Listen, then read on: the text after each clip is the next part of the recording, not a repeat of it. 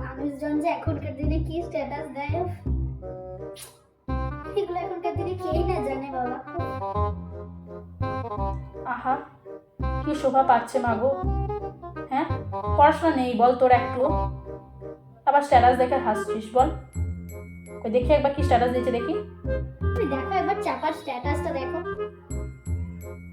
ঘর দোর পরিষ্কার পরিচ্ছন্ন করে রাখতে হয়, এটা দেখে তুই হাসছিলি?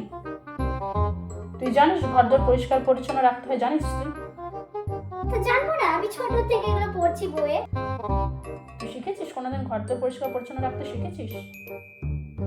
হ্যাঁ, শিখেছিস? যা বাবা, এটা আবার কি বলে ফেললাম আমি মায়ের সামনে। হে ভগবান, তুমি আজকের মতো আমাকে প্লিজ বাঁচিয়ে নাও, প্লিজ।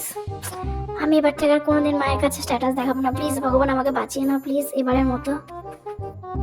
নিজেকে খুব সব জানতা গামছা ভালো ভালো মনে করিস না রে? হ্যাঁ, তুই নাকি ওগুলো বইয়ে পড়েছিস তাই না? হ্যাঁ হ্যাঁ,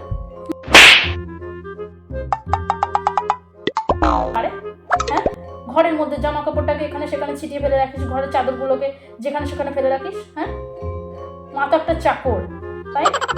মা সব কিছু পরিষ্কার করবে। ছোট লোকের জন্ম দিয়েছে আমি, একটা ছোট লোক একেবারে।